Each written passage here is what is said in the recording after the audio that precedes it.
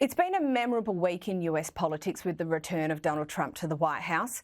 Compared to the lethargy of the last 4 years, it feels like we've all of a sudden been plunged into a cold bath. Here is a video highlighting what Trump has called the most historic 100 hours in office.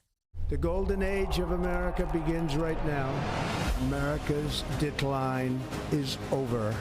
We will be working to meet every crisis with dignity and power and strength.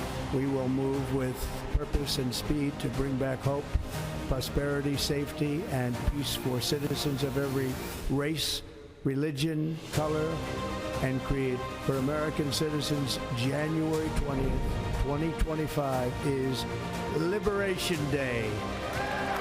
In everything we do, my administration will be inspired by a strong pursuit of excellence and unrelenting success. America will reclaim its rightful place as the greatest, most powerful, most respected nation on earth. Joining me now is comedian and host of Primetime with Alex Stein on Blaze TV, the man himself, Alex Stein. Alex, Trump is organised and not wasting time this time round.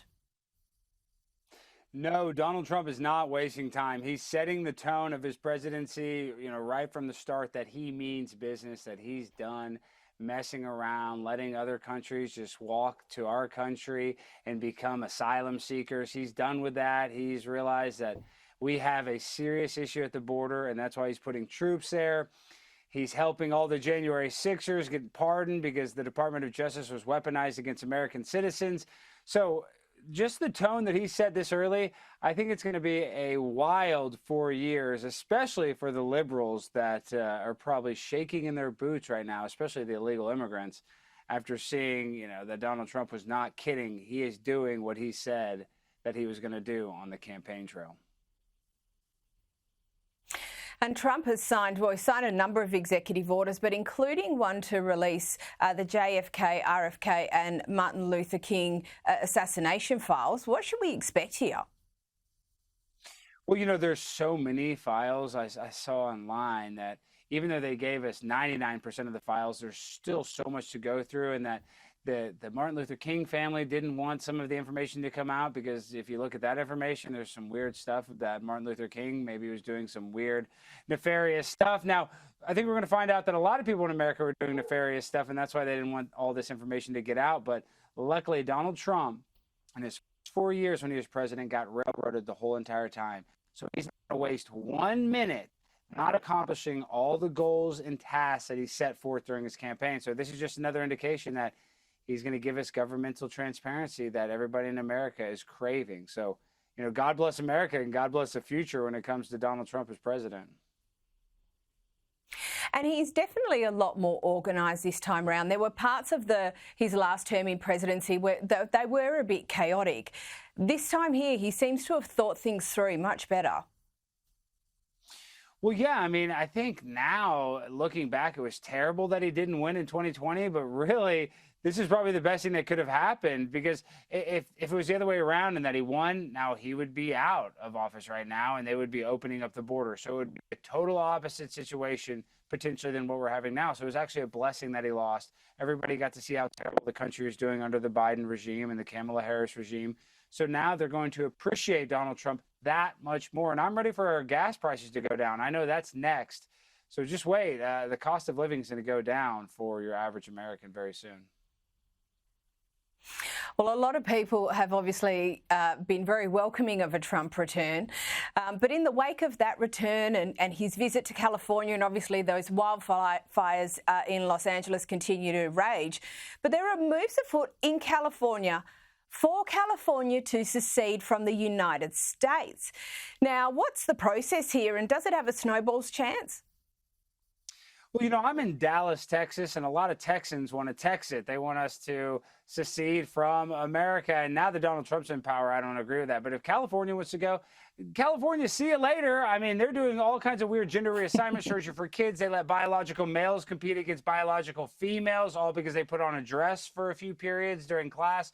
So, California's gone so crazy and they're so woke that at this point, let them have their little crazy euphoria where nothing works and everything gets burned down and they can't even, fill up their water reserves to stop a fire. So go ahead. If California wants to become its own country, I'll just let them basically destroy themselves from the inside out. Is there anything you'll miss, though, if California goes? Well, of course. I mean, California is a beautiful state. Don't get me wrong. California is an epic place. It used to be kind of the pinnacle of cool. Everybody used to like Hollywood until we realized that they're all best friends with Jeffrey Epstein and they're all best friends with Harvey Weinstein, and that Hollywood has lost a lot of its luster that it once had. So California was once a great state, but I mean, just look at it burning down. San Francisco, one of the most beautiful cities in the world, is covered in, human excrement. I mean, so this is not a joke. This is a serious thing that fire hydrants don't have water to put out fires. So California did this to themselves. And until they make some major changes, it's only going to keep heading in the wrong direction. Yeah, it has got that failed state whiff to it, doesn't it? Now, under the Biden administration, there were moves to substantially increase the number of agents working for the IRS. Now, I understand the brakes have gone on, but what's Trump's plan for these new hires?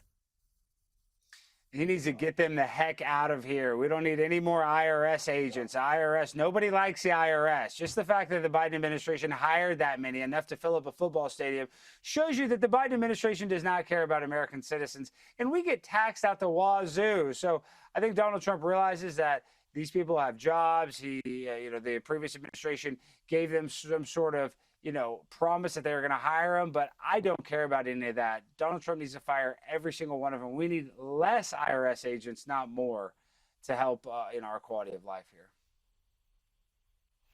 Well, and that would definitely fit in very tidily with having a smaller government, which is something that he has absolutely been championing. Now, when I woke up this morning here in Perth, Western Australia, I saw this rather eventful exchange between the US and Colombia over the repatriation of illegal immigrants. What's happened and what's the latest on that? Where do things stand? Well, you saw the about face from the Colombian president. It's so great. Gustavo buckled under the pressure of Donald Trump, just saying that he was going to raise tariffs. And what's so good about this is that we don't have to go to war with these foreign countries. All we need to do is just put rules and regulations and tax them, and then we can actually solve these problems. You look at all the money that's wasted in the Ukraine right now, fighting that proxy war, just all over the world. We can come to an agreement through negotiation and solve these problems. And you saw with Colombia, that's a perfect example of what Donald Trump's going to do going forward when other countries want to send us all their criminals, want to empty their jails. And when we try to bring them back to their country, they better accept them, or else there's going to be serious consequences when it comes to our geopolitical relations. And what has been the reaction from some of those other countries in relation to the repatriation of illegal immigrants? Well, I mean, I think Mexico and you saw Colombia at first, they were a little hesitant, but now they're realizing that Donald Trump is not joking around and that they have to play ball with this new administration. So, they might not like it. They might not want a bunch of criminals coming back to their country that they excommunicated, but we don't want them here in America. And it's not, and Donald Trump says it clearly. He's not anti-immigration. We just need to vet the people that come into our country, and we're not doing that. We're letting in people that have serious criminal history, that have done serious crimes, and that needs to be fixed. And under Donald Trump, these other countries, they're going to realize that America is not playing around when it comes to immigration happening and asylum happening. When you're a criminal, you're not going to be welcome in the United States any longer. And it's a beautiful sight to see. Now, Alex, it came as no surprise to me, and I imagine it came as no surprise to you, that the CIA has concluded that COVID-19 likely originated from a China lab leak. Now, there are some people who should frankly be ashamed of themselves and others who are no doubt going through their receipts. It's just another example of the level of rampant stupidity and censorship during COVID, isn't it?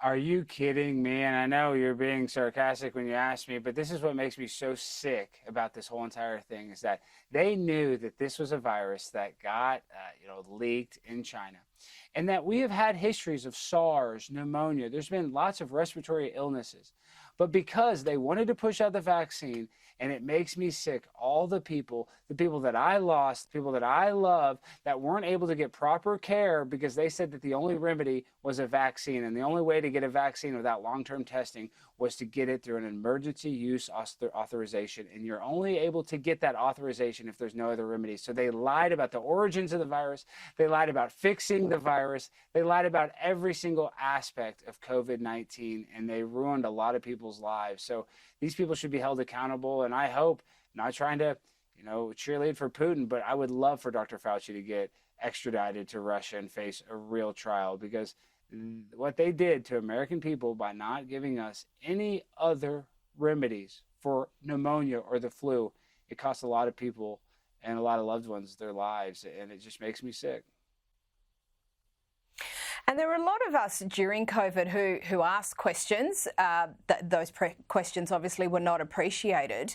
But I do wonder, and I'd be interested in your view on this, if there was to be something similar which happened again, do you think, having gone through the experience we've all gone through, that the same thing would occur? Or do you think people would be more likely to push back?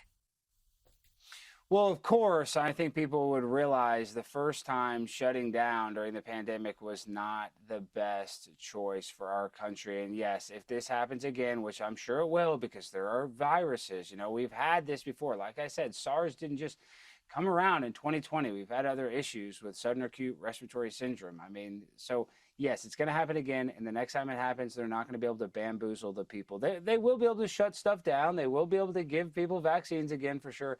But we're going to be a lot more cognizant and ask the appropriate questions and hopefully get the appropriate answers and not let this same thing happen. I really, really find it hard to believe that they could do this to the extent that they did it the first time ever again. But will they do it again? Will there be other pandemics and viral issues? Yes, but a lot of people woke up from this first one. Yeah, I hope so, because definitely here in Australia, for a country that is renowned for its larrikins, oh my God, were we very, very compliant, and frankly, it's a bit terrifying. Now, lastly, there have been calls for Trump's face to be included on Mount Rushmore. Should it happen, or should we just wait and see first? No, it needs to happen. They need to put him on the $100 bill. They need to pump Trump up. And honestly, I know this is kind of a comical thing to put him on Mount Rushmore, but honestly, I wouldn't. I would love it. I wouldn't disapprove of it. I would approve of it wholeheartedly. Are they going to actually do it? I don't know. But Donald Trump deserves, and especially after this 4 years, to be treated like the legend that he is. And in my opinion, I think he won 3 elections, not just 2. I don't really believe a lot of the mail-in ballots when it came into the 2020 election. So he's one of the only presidents, in my opinion, to win 3 elections. So he deserves to be on Mount Rushmore just because of that fact alone. Thank you so much for your time, Alex Stein.